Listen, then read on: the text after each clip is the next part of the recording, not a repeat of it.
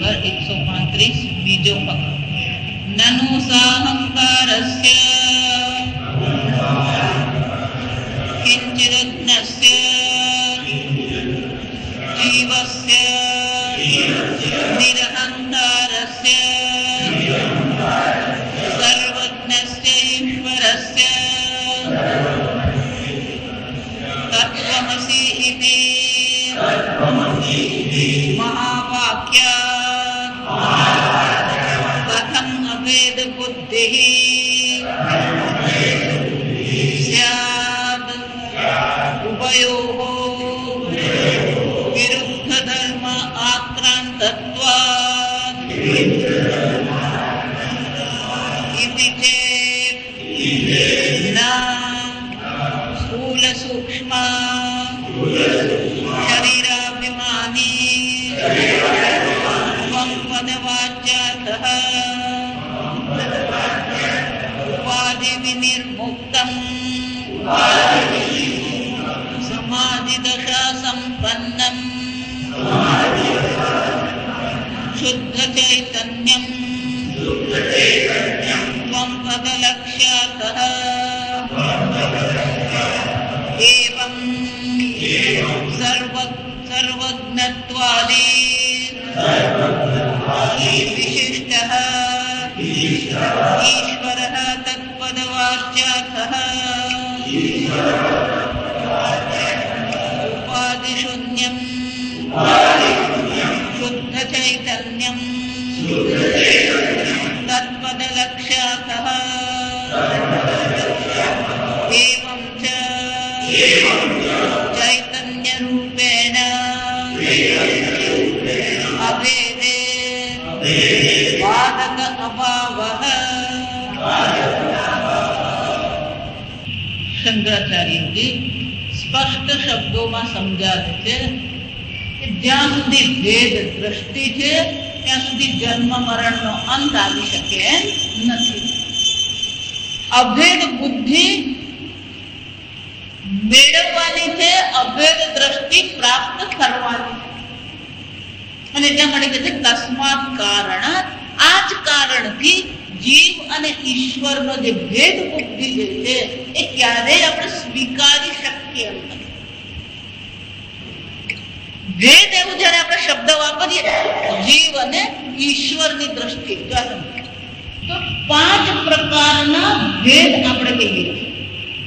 શાસ્ત્ર કહે છે એમ નહીં, આવા 5 પ્રકારના ભેદનો આપણે અનુભવ કરતા હોઈએ છીએ. જો આ સમજ કે આ જગતમાં આપણે 3 વસ્તુ જોઈએ છે. એક તમે છો જે જીવ છે, જગત છે અને જગત બનાવનાર ઈશ્વર છે.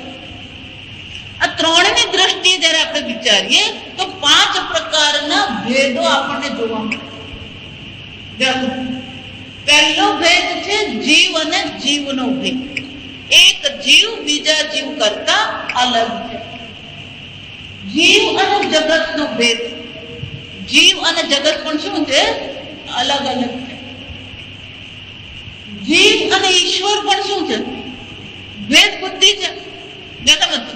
જીવ જીવનો ભેદ છે, જીવ જગતનો ભેદ છે, જીવ ઈશ્વરનો ભેદ છે. જગત અને ઈશ્વરનો ભેદ છે કે આ જગત હું પ્રત્યક્ષ જોઉં છું, આ જગત બનાવનાર ઈશ્વર ક્યાં છે મને ખબર નથી. કેટલાક લોકો કહે છે ઈશ્વર ઉપર છે. આમ જગત અને ઈશ્વરનો પણ શું છે? ભેદ છે. જગતની અંતર્ગત પણ જેમ જીવ જીવનો ભેદ છે એમ જગત જગતનો પણ ભેદ છે. આ ફૂલ જે છે, અને કેટલાક લોકો આ ફૂલને કાગડાના ફૂલ છે. ભગવાન જાણે કાગડાના ફૂલને શું સંબંધ છે? ચમેલી આમ તો કહેવાય, પણ શું કે કાગડાના. જો વિચાર તો આ ફૂલ અને આ ગલગોટાના ફૂલ બેમાં શું છે? ભેદ છે. વસ્તુમાં પણ શું છે? ભેદ છે.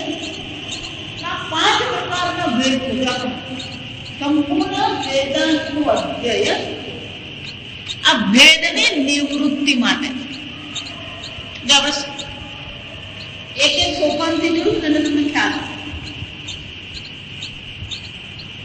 જીવ અને જીવનો ભેદ છે.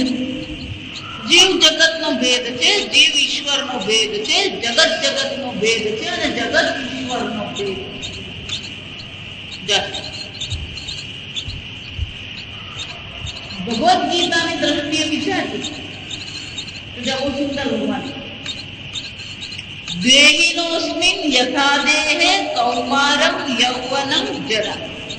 ભગવાન પહેલા જીવ એટલે અર્જુનને ઉપદેશ કરતા કહે છે, તું આ શરીર નથી, શરીરમાં કુમાર અવસ્થા છે, યુવા અવસ્થા છે, જરા વૃદ્ધા અવસ્થા છે. તું આ દેહમાં રહેનારો દેહી છે. જેમ ઘરમાં રહે ને ગૃહી કહેવામાં આવે, એમ દેહમાં રહે ને શું કહેવામાં આવે? દેહી કહેવામાં. અર્જુન તું દેહી છે એટલું જ નહીં, અર્જુન આ બધા પણ જે છે બધા આત્મા જ છે, એક જ દેહી છે. જો વિચાર, તું ધારો એમ માનતો હોય કે આ લોકો પહેલા નતા અને તું પણ પહેલા નતો, એવું નથી. હું પણ પહેલા નતો એવું નથી. જો વિચાર, એનો અર્થ શું? કાળમાં બધા નિત્ય છે. આત્મ સ્વરૂપથી કેવો છે? મૃત્યુને આધીન નથી. આત્મા કેવો છે? સર્વવ્યાપી છે. દેશ અને કાળની મર્યાદાથી મુક્ત. એ દેશ અને કાળની મર્યાદાથી મુક્ત આત્મા તમે છો. તો તમારો અને બીજા ચીજની વચ્ચે ભેદ કયો? ઉપાધિની દ્રષ્ટિએ ભેદ છે, પણ આત્માની દ્રષ્ટિએ ભેદ છે. ઉપાધિની સ્થૂળ શરીરની દ્રષ્ટિએ, સૂક્ષ્મ શરીરની દ્રષ્ટિએ ભેદ કરો. આત્માની દ્રષ્ટિએ શું છે? સર્વમ વયમ અતઃ પરમ. ભગવાન શું કહે છે? આપણે સૌ કોણ છે? નત્વેવાહમ જાતનાહમ નત્વનેને જનાર્દનઃ નચૈવન ભવિષ્યામઃ સર્વે વયમ અતઃ પરમ. તું પહેલા નતો, હું પહેલા નતો, કે આ બધા પહેલા નતા એવું નથી. એનો શું થયો? આપણે બધા પહેલા હતા. નચૈવન ભવિષ્યામઃ, અત્યારે નથી એવું પણ નથી અને ભવિષ્યમાં પણ ન હોય એવું નથી. એનો શું થયો? પહેલા પણ તમે હતા, અત્યારે છો અને પછી પણ રહેશો. પરમ પરમ એટલે શું છે? કોઈ પણ પ્રકારની પરિચ્છિન્નતાથી મુક્ત આત્મા. વયમ તો ભગવાન વયમ આપણે બધા આવા એટલે અમે બે અને વયમ એટલે શું છે? અમે બધા. એકલો પછી બે આવા પછી શું થાય? વય.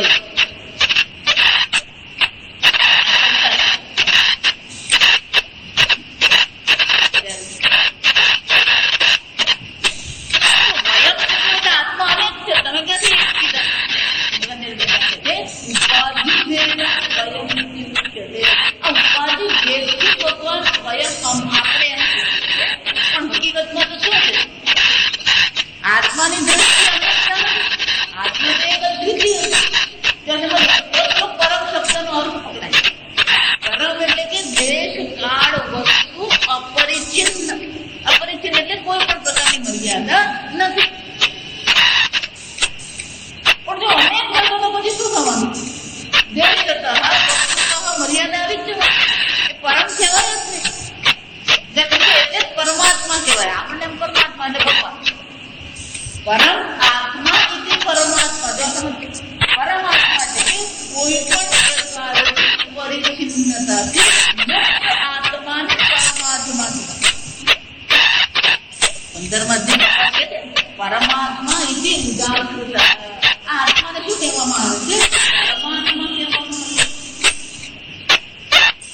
ઉપાધિની દ્રષ્ટિએ ભેદ, સ્વરૂપ અને જીવનો ભેદ. બહુ સુંદર. પછી ભગવાન કહે છે એક તરફમાં ભગવાન આત્મા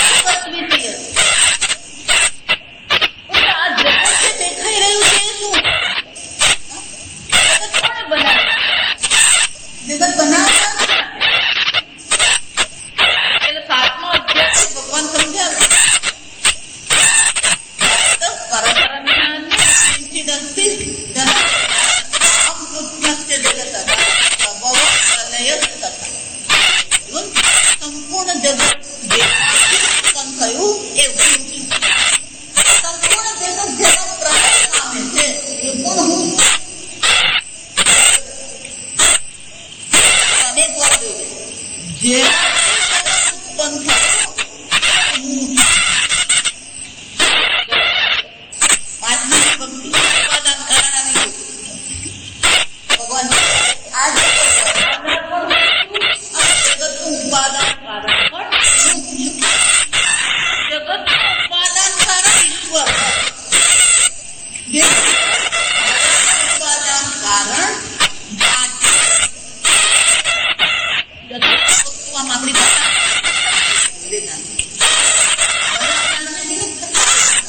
જેમાં ઉપાદાન ભગવાન તો પાંચમી વિગત મારાથી મારાથી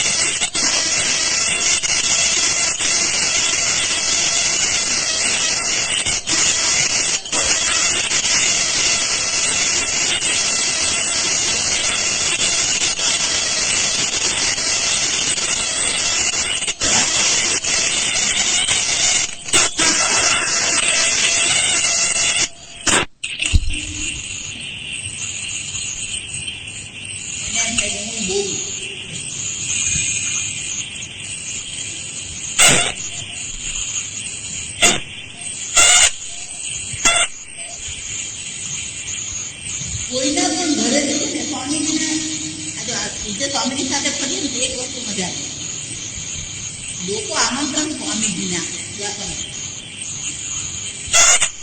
મહાદેવ જાય એટલે મહાદેવની સાથે બધા કોઠિયા બધું શું છે ભેગા જાય છે. એટલે અમારે ક્યાં જવાનું એમને પૂછવાનું, સ્વામીજી ક્યાં જવાના આગળ જાય. સ્વામીજી જ્યાં જાય તો પ્રસ્તાવ ચાલતો મારે સ્વામીજીને બોલાવવું છે નાસ્તા માટે ભોજન માટે. એટલે એને 25 રાખવાની જાતનું. પોરબંદર ભાઈ છે 4 પેઢી છે એમને જે નાસ્તો કરવા ગયો, નાસ્તો જોઈને જ નાખવાનું મન થાય એવું ડાઇનિંગ ટેબલ આખું નાસ્તાથી ભરે. એટલે ગયા પછી ત્યારે પેલું વિસ્તારમાંથી જે અમદાવાદથી સ્વામી વિસ્તારમાંથી ત્યાં આવે એટલે જોઈને ભોજન છે કે નાસ્તો છે.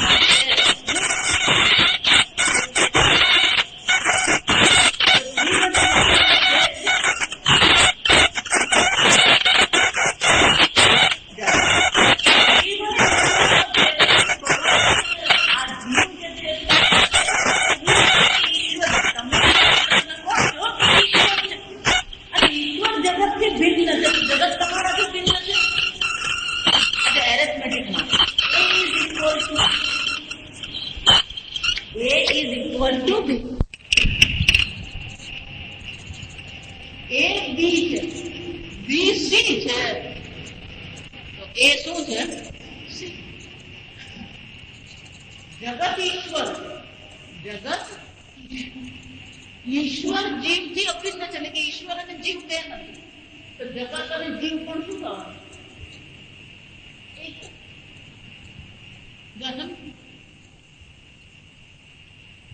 અહમ કૃષ્ણ જયારે ભગવાન કહી શકે, એટલે ભગવાન ચોથા અધ્યાયમાં કહે છે કે હું આ સંપૂર્ણ જગતમાં વ્યાપ્ત તો છું જ. જન્મ કર્મ ચ મે દિવ્ય એવં યો વેતિ તત્વતઃ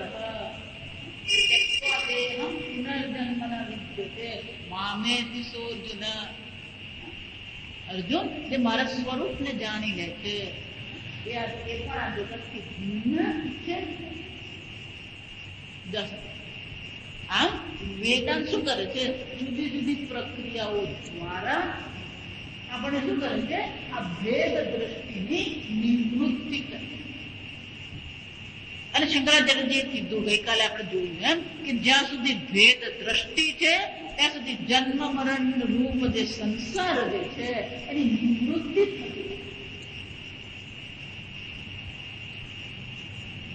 પ્રશ્ન ઉઠાવવામાં ત્યાં સુધી અભેદ દ્રષ્ટિ જ છે,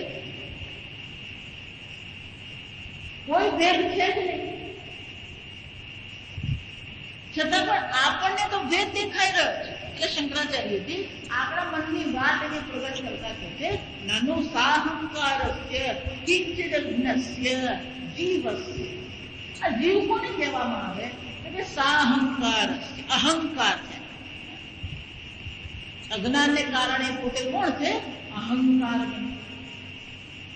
મેં આમ કર્યું, મેં આટલું કર્યું, હું આ છું, હું તે છું, મારી પાસે આટલું છે, આમ સતત આપણે શું કરતા રહીએ? અહંકાર જ પ્રગટ કરી આપણે.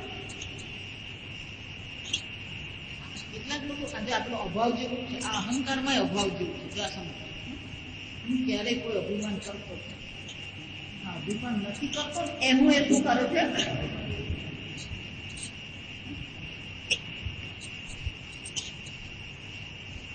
ભાઈ મને કે મારું નામ પ્રગટ નહીં કરવાનું.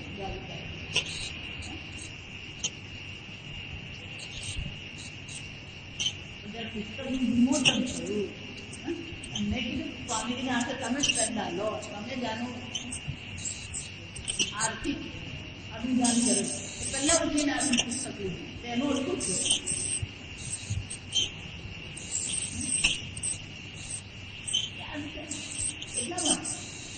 અહંકાર છે ને તો કઈ જવાનું છે કોઈ ફરક પડતો નથી. કેમ?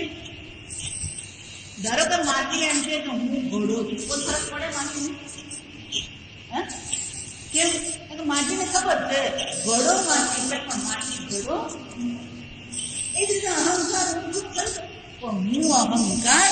તો આ ફરક આ વાક્ય સાંભળીને ફરક દેખાય. અહંકાર હું છું એટલે કે આત્માથી તમારાથી ભિન્ન અહંકારનો કોઈ અસ્તિત્વ નથી.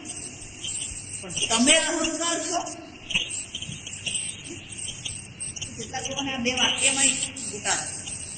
અહંકાર તમે છો પણ તમે અહંકાર નથી. ઘડો માટી છે પણ માટી ઘડો નહીં. સમજાય ને? બીજું પ્રશ્ન અભિનેતા હોય ભિખારીનો રોલ બધી એ ભિખારી બને. ભિખારી બને ત્યારે શું થાય? ભિખારી અને અભિનેતા વચ્ચે કોઈ અંતર છે?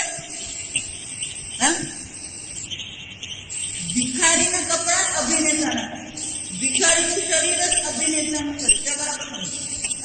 ભિખારીની વાણી કોની વાણી છે? અભિનેતાની. ભિખારીના મુખ પરના ભાવ કોના ભાવ છે? અભિનેતાના ભાવ. તો ભિખારી અને અભિનેતા વચ્ચે ભૌતિક અંતર છે. ભૌતિક અંતર છે? કોઈ અંતર નથી. જો સમજો, જે દેશમાં ભિખારી છે ત્યાં અભિનેતા નહીં. સમજાય ને? ભિખારી અભિનેતા જયારે ભિખારીનો વેશ ભજવે ત્યારે ભિખારી અને અભિનેતા વચ્ચે કોઈ અંતર છે? દેશતઃ, કાલતઃ, વસ્તુતઃ અંતર છે? કોઈ અંતર નથી. તો પછી ભિખારી અભિનેતા છે એમ કહીએ ત્યારે અભિનેતા ભિખારી છે એમ કહી શકો?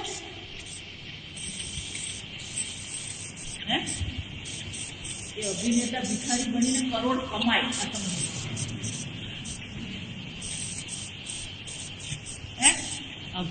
આને કહેવાય વિરોધ. અભિનેતા ભિખારી બનીને શું કરે છે? કરોડ. હવે ભિખારીએ કરોડ કમાણી કરી કે અભિનેતાએ કરોડ કમાણી? ભિખારીએ. એનો શું થયો? ભિખારી અભિનેતા છે, અભિનેતા ભિખારી એ ધનવાન બને. શું બને? એ જ રીતે વાક્ય સમજ. અભિનેતા ભિખારી છે કે નથી? અભિનેતા ભિખારી છે કે નથી? નથી. એ જ રીતે તમે અહંકાર છો એમ કહું છો? તમે અહંકાર છો? ભિખારી અભિનેતા છે પણ અભિનેતા ભિખારી નથી. એટલે અહંકાર તમે છો પણ તમે અહંકાર નથી. એનો અર્થ શું થાય? અભિનેતા જયારે વેશ ભજવે છે ત્યારે એની બુદ્ધિમાં આ સમજ છે. અંતર જે છે ક્યાં કરી છે? આ જ્ઞાનનું અંતર કહેવાય. જ્યાં સમજ ભૌતિક અંતર નથી પણ સમજદારીનું અંતર કે હું ભિખારી નથી, હું ભિખારીનો વેશ ભજવું. ધારો કે કંઈક એવું થઈ ગયું, વેશના આવેશમાં આવી ગયો અને ખરેખર પોતાને ભિખારી માનવા માટે તો શું કહીએ આપણે? શું કહીએ?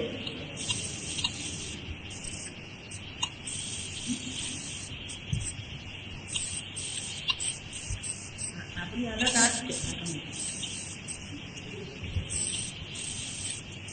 પિતા તમે છો, તમે પિતા છો. પુત્ર તમે છો. સમજો આ વાક્ય બરાબર યાદ રહે ને તો પછી જીવન આપણું આનંદમય છે. કેમ? જયારે અભિનેતા ભિખારીનો વેશ ભજવે છે, દુઃખી થાય છે, રડે છે, સંવાદ પણ એના કેવા છે? અને બોલ પણ કેવા? ભિખારી જેવા જ બિલકુલ દરિદ્ર છે. વાણી પણ દરિદ્ર જેવી અને ભાવ પણ દરિદ્રતાના.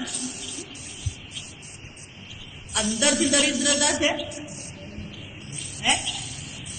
અને ધારો કે એ દરિદ્રના ભાવમાં એવો આવી જાય છે કે ખરેખર એના આંખમાંથી આંસુ પડે, અને જ્યારે એના આંખમાંથી આંસુ પડી રહ્યા છે ત્યારે અંદર તો એ પોતાને શું કરતો, શાબાશી આપતો હશે કે હે? આજે તો ખરેખર મજા આવી ગઈ. શું મજા આવી ગઈ? ભિખારીનો વેશ ભજવવાની આજે તો શું છે, મજા આવી. બહારથી લાભ થાય છે, જો સમજો, બહારથી લોકોના અપશબ્દો સાંભળી રહ્યો છે, બહારથી તરતરને ભીખ માંગી રહ્યો છે,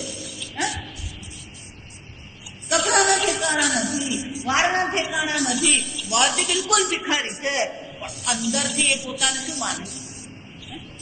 આજે તો કમાલનો વેશ કે છે કે નહીં? અને અંદર ને અંદર પોતાને શાબાશી આપે કે નહીં? પછી જયારે નાટક પૂરું થયું અને એના મિત્રો પણ ઉપર છે ત્યારે શું કે છે, યાર આજે તો કમાલ કરી દીધી કે છે કે નહીં? આવી જ કમાલ આપણે કરવી.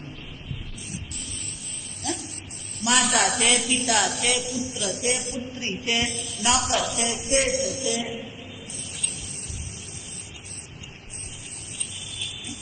જો વિચાર,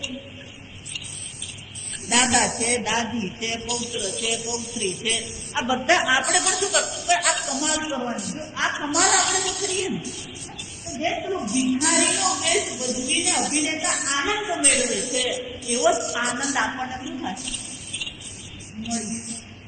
પણ ક્યારે? સમજદારી. શું સમજદારી હોય? અહંકાર હું છું, હું અહંકાર નથી. પછી કોઈ પણ વેશ હોય, જો એટલા માટે ભગવાન કહે છે, આ સમજ, સર્વ કર્માણી મનસા સંયમ છે. મનસા એટલે જ્ઞાત્વા.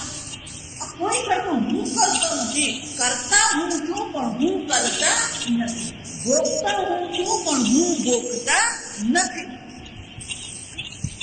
સતત આપણને જો આ સમજદારી આપણા મનમાં આવી જાય તો ભગવાન શું કહે છે, એને દુઃખી કરવા માટેનું કોઈ કારણ રહેતું. તો વિચાર, ભિખારીને કેવી લાત પડે, ગાળ આપે, ગમે તે ઉઠે, એના પર કોઈ થૂકે પણ ખરું, પણ અંદરથી ભિખારી દુઃખી ને. હવે પેલી રામલીલા યાદ રાખે, રામલીલામાં હનુમાન ને રાવણ,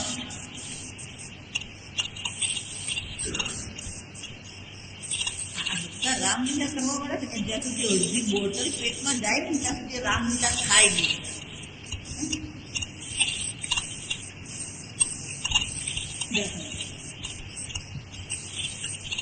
બંને અડધી બોટલ ચડાવે અને પછી બંનેને ઝઘડો છે. જે રાવણ બોલેનો જે હનુમાન બોલેલો બંનેને શું થયું? ઝઘડો.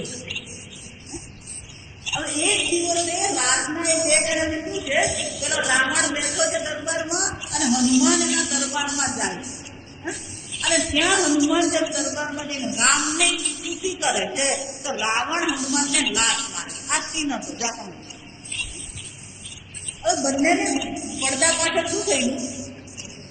ઝઘડો. રાવણ છે તો ને ખાર ખાઈ ગયેલો. આપણી ભાષામાં શું કહેવાય? ખાર ખાઈ બેઠેલો. એટલે જ્યાં પેલો હનુમાન આવ્યો અને રામની સ્તુતિ કરી એટલે એને એમ થયું કે આ મોકો મને બરાબર મળ્યો, એટલે એને શું કરવાનું હતું? જો વિચાર, એને હનુમાનને લાત મારવાની. એટલે એને એમ થયું કે આમે લાત તો મારવાની છે, એટલે એને શું કર્યું? જોરદાર લાત મારી. જયારે હનુમાને લાત ખાધી એને ખબર પડી ગઈ આ હનુમાનને લાત મારવામાં આવી નથી, આ લાત કોને મારવામાં આવી? અભિનેતા. એને એનો ગુસ્સો, એટલે એ હનુમાનનો વેશ ભૂલી ગયો, ઉભો થઈને એને શું કર્યું?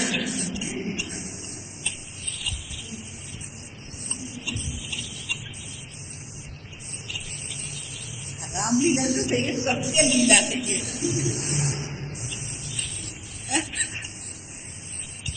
ડાયરેક્ટરે શું કરવું પડે? આપણો ડાયરેક્ટર પડદો પાડતો નથી. જો આ સમજ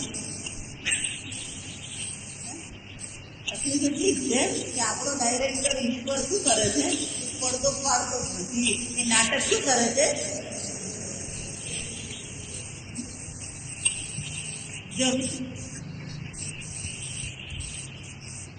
જયારે એને લાત મારી, જો સમજો, તો એને રાવણ તરીકે લાત મારવાની હતી, પણ રાવણ તરીકે લાત મારવાને બદલે એને શું કર્યું? અભિનેતા તરીકેની લાત. અને હનુમાનજીએ પણ લાત ખાવાની હતી હનુમાન તરીકે, પણ એને ખબર પડી ગઈ કે આ રાવણની લાત નથી. કોની લાત છે? અભિનેતાની લાત. એટલે એને પણ શું કર્યું? હનુમાનજી પાછું ગયા અને પછી શું કર્યું? અને નાટકમાં ભંગ કહેવાય. અને શું કહેવાય? આપણે રોજનો ભગવાન છે કે આ સરસ મજાનું નાટક ચાલી રહ્યું છે, તમારે બધા વેશ ભજવવાના, પણ રોજ જ ભંગ થાય. આપણો નાટકનું શું થાય?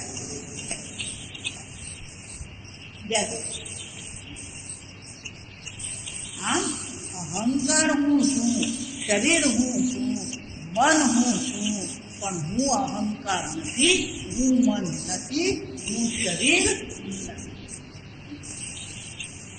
હવે આ પ્રકારની જો સમજદારી આપણે કેળવી લઈએ, પછી શું છે? આ શરીરમાં રહેવા છતાં પણ ભગવાન કે છે અત્વાપસીમાન લોકાન ન કરોતિ ન લિપ્ય. આ સમજ બહુ સુંદર. બુદ્ધિ અસ્ય ન લિપ્યતે. આગળ શું કહે છે? જેની બુદ્ધિ અવેશથી લેપાયમાન થતી નથી, એટલે કે એમાં અહમ બુદ્ધિ કરતી. હત્વાસયમાન લોકાન, આ ત્રણે લોકનો નાશ કરવા છતાં ન કરોતી ન નિબદ્ધ. એ કોઈ કર્મ કરતો પણ નથી અને એને બંધનનો અનુભવ થતો પણ. કેમ? બુદ્ધિ અસ્ય ન લિપ્ય છે. જેની બુદ્ધિમાં સમજદારી છે તો હું કઈ કરતો નથી. તો કે પછી આ થઈ રહ્યું છે શું છે? ઇન્દ્રિયાણી ઇન્દ્રિયાર્થ્ય વર્તન્તે ઇતિ મત્વા ન સજ્જતે. કે એમાં આસક્ત થતો નથી. એટલા આ વેશ જે છે ને, એ વેશને બદલે આપણે આવેશ આવી જાય. પછી શું થાય છે? વેશને બદલે શું થઈ જાય છે? આવેશ આવી. જ્યાં આવેશ આવી ગયો, બાકીની બધી વસ્તુ આપણા માટે શું થઈ જાય? ગૌણ બની જાય. અને એટલે ભગવાન શું કહે છે? આનાથી આપણી બુદ્ધિને બેપાયમાન કરવાની જરૂર નથી. વેશ ભજવવાના છે. એટલે નાટક ભજવવાનું હોય એમાં બધા સંવાદ હોય. નાટક ભજવવા માટે શું હોય? સ્ક્રિપ્ટ કે અંગ્રેજીમાં શું કહેવાય? સ્ક્રિપ્ટ. એ સ્ક્રિપ્ટ લખેલી જ હોય. અને સ્ક્રિપ્ટ લખેલી હોય એટલું જ નહીં, એ બધી એ લોકો મોઢે કરી નાખી હોય સ્ક્રિપ્ટ. કે તમે વાંચન કરવાનું નહીં હોય તો આમાં નાટક નહીં કહેવાય. આ સમજ.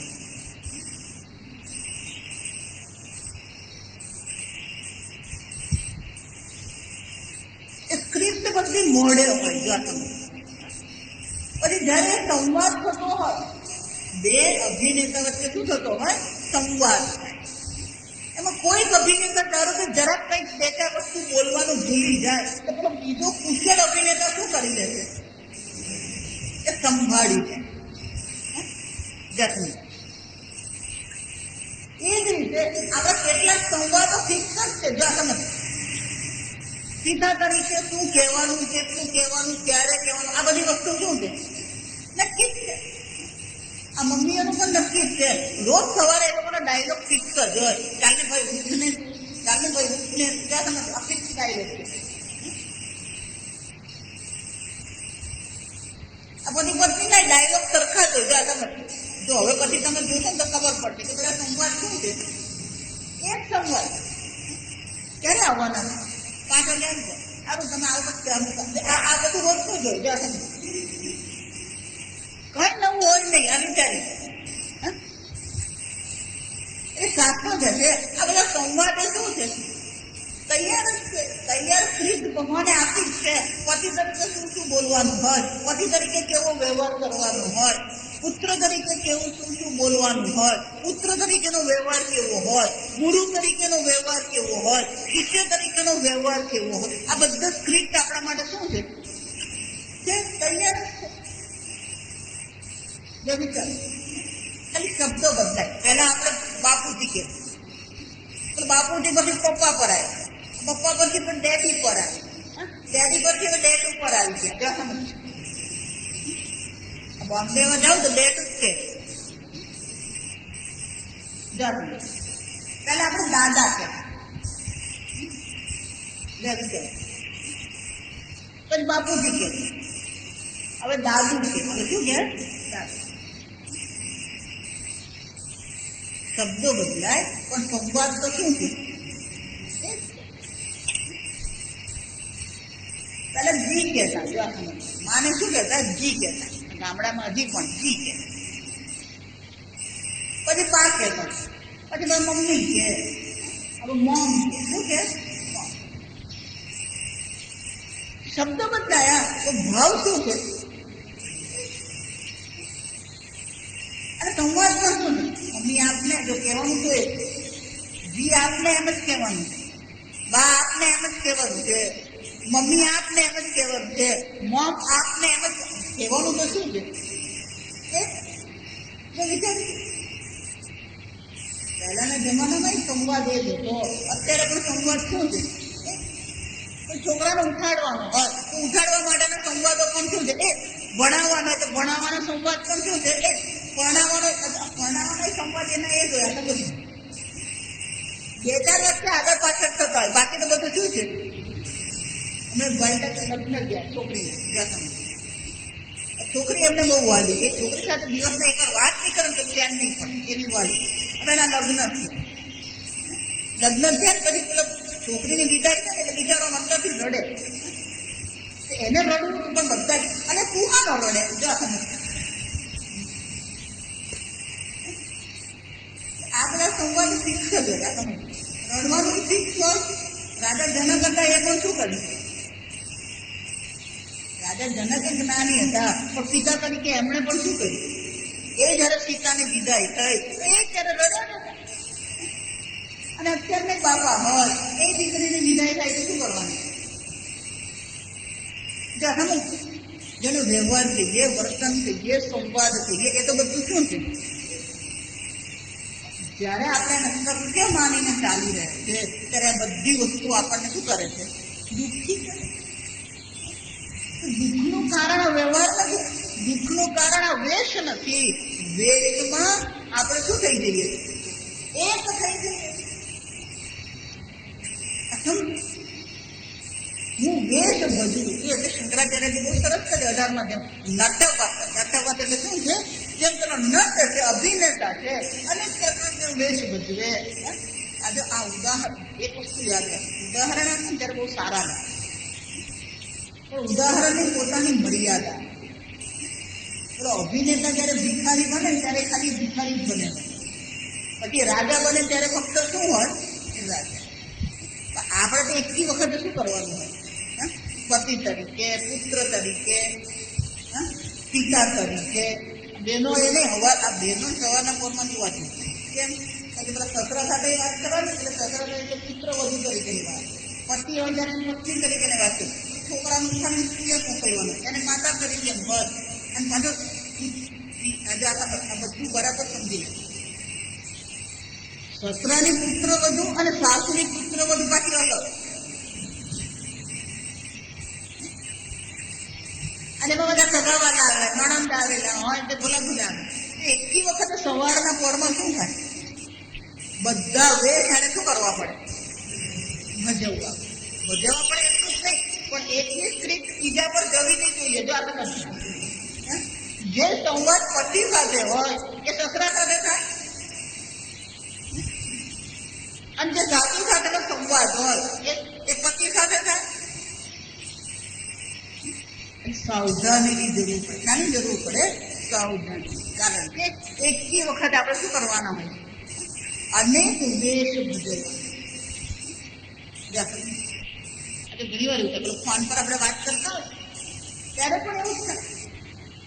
અને એટલા માટે શંકરાચાર્ય નટવર. જેમ અભિનેતા છે કુશળતાથી પોતાનો વેશ ભજવે છે, એમ આપણે પણ શું કરવાનું છે? આ વેશ ભજવવું. કેમ?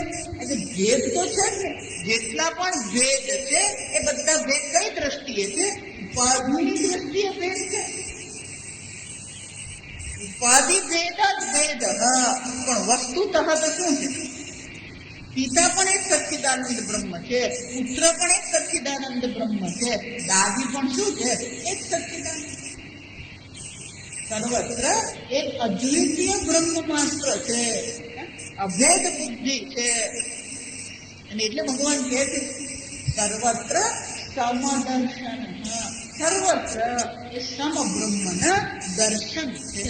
પણ આપણે જીવ તરીકે શરીર ધારણ કર્યું છે, તો શરીરને અનુરૂપ આપણે વેશ તો શું કરવાના છે? ભજવવા. પણ આ વેશમાંથી મુક્તિ મળે ખરી કે નહીં? આપણું શાસ્ત્ર કંઈક આપે છે નહીં? શાસ્ત્ર આપે ખરું. આ અનેક વેશોમાંથી જો મુક્તિ મેળવવી હોય તેનો ઉપાય આ સંન્યાસ. શું કહેવામાં આવે? સંન્યાસ એટલે શું થઈ ગયા? આ બધા વેશ ભજવવાના શું કરી દેવાના? જવિચર. પછી બે જ વેશ કરે. સંન્યાસ એટલે શું થયું? બે જ વેશ છે. એક ઈશ્વર સાથેનો સંબંધનો વેશ છે અને બીજો ગુરુ સાથેના સંબંધનો વેશ છે. બાકીના બધા વેશ શું થઈ ગયા? બાકીના બધા વેશથી આપણને શાસ્ત્રોક્ત રીતે મુક્ત કરવામાં આવે. એટલા સંન્યાસ શું છે સમજવાનું. ગૃહસ્થ છે તો આ બધા વેશ ભજવવાના જ છે, પણ સંન્યાસ ગ્રહણ કરીએ તો આ બધા વેશમાંથી શાસ્ત્ર આપણને શું કહે? આને કહેવાય ઓફિશિયલી. આને શું કહેવાય? ઓફિશિયલી શાસ્ત્ર આપણને આ બધા દેશોથી શું કરે છે? મુક્ત કરે. અને પછી શું કરવાનું છે? સંન્યાસ્ય શ્રવણમ કુર્યાત. શાસ્ત્રનું અધ્યયન કરીએ, શાસ્ત્રનું પ્રવચન કરીએ અને આત્માનું ચિંતન કરીએ. એટલા માટે સંન્યાસ બહુ સારી વસ્તુ છે. કેમ? અગર સંન્યાસ ગ્રહણ કરીએ તો પછી આ બધી વસ્તુમાંથી મુક્ત થઈને આપણું મન શાના માટે ઉપલબ્ધ થાય? આ શાસ્ત્ર ચિંતન માટે ઉપલબ્ધ છે. એટલા માટે આ નિવૃત્ત જીવન પણ બહુ જરૂરી છે. વાનપ્રસ્થ જીવનમાં પણ શું થાય છે? બને એટલા બધા સંબંધો શું કરી દેવાના હોય? છોડી દેવાના. એ બધા છોકરાઓને સોંપી જ દેવાના.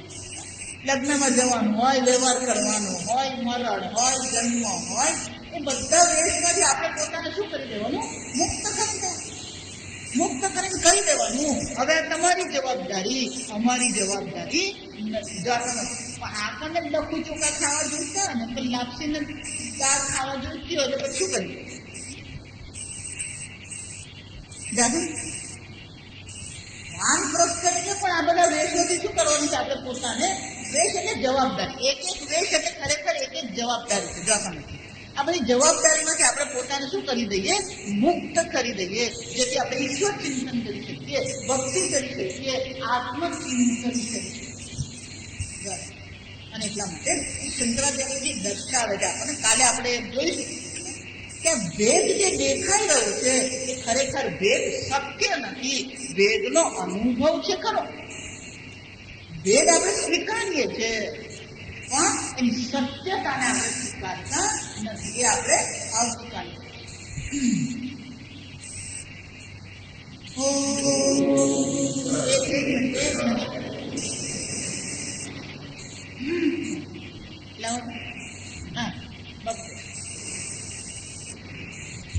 કાલે મેં વાત કરી હતી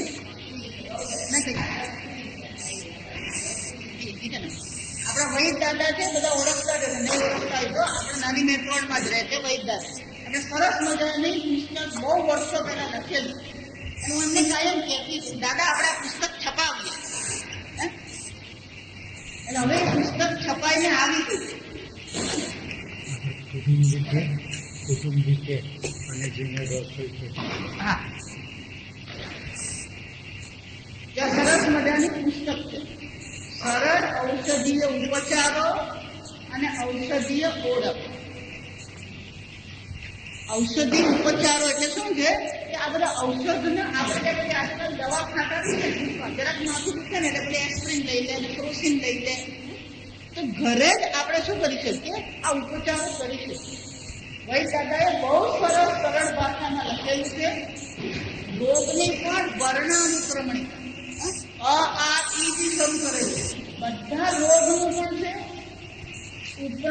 200 વનસ્પતિઓ 200 વનસ્પતિઓ પણ વર્ણ અનુક્રમ પ્રમાણે એમણે બધાના ગુણ પણ બતાવ્યા છે અને કયા કયા રોગમાં એનો ઉપયોગ થઈ શકે એ પણ એમણે દર્શાવ્યું. આ બહુ સુંદર પુસ્તક થયું. સાથે આપણા જાણીને જેટલી વનસ્પતિઓ છે એ બધાના અહીંયા ફોટા પણ આપવામાં આવે છે. સરસ મજાના ફોટા અને અનુક્રમણિકા પણ. હું પોરબંદર ગઈ ત્યારે પૂજ્ય સ્વામીજી પાસે એનું આપણે વિમોચન કરાવી દીધું. બરાબર. આ પહેલો પ્રસાદ આપને સ્વામીજી બહુ ખુશ થઈ ગયા જોઈને.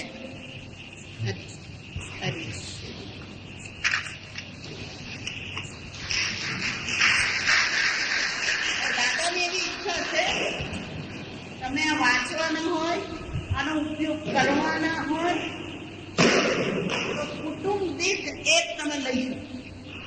એક આજે આપણે આ ભેટમાં આપીએ છીએ. તમારા કોઈ સગાવાલાને પણ જોઈતું હોય તો આ કિંમત 150 રૂપિયા આપણે રાખી છે. આમ તો ખરેખર 250 રૂપિયાની લખેલી છે આપણે કિંમત, પણ અત્યારે આ 10 દિવસ પૂરતું એટલે કે આપણા આટલા જે અઠવાડિયું આપણા પ્રવચનો છે એ દરમિયાનમાં આપણે આ પુસ્તક કેટલામાં આપીએ છીએ? 150 રૂપિયા. બરાબર. એટલે મારા ભાઈ માટે આપવાનું નહીં, ભાઈ પછી 150 રૂપિયા પડવાના. અહીંયા જેટલા બેઠા છે ને એને માટે આ ભેટ છે. સત્સંગી માટે એ ભેટ આપી રહ્યા છે, બધાના માટે ભેટ નહીં. બરાબર. અને જે ખરેખર ખોલવાનો હોય એનો ઉપયોગ કરવાનો હોય કે દાદા એવું કહે છે કે તમે વાંચવાનો હોય ઉપયોગ કરવાના હોય તો લઈ ગયો. પુસ્તક સરસ છે ના મૂકી રાખીએ એમનું એટલે પછી તમારે ત્યાં પડી રહે અને કોઈ ઉપયોગ કરવા વાળું એને મળે નહીં. એટલા માટે દાદાની ઈચ્છા છે કે બધા તમે આ લઈ લો તો કુટુંબ દીઠ એટલે પતિ પત્ની હોય તો એક જ લે લો. આ સ્વસ્તિ પ્રજાભ્ય. ઓમ સ્વસ્તિ પ્રજાભ્ય પરિવાર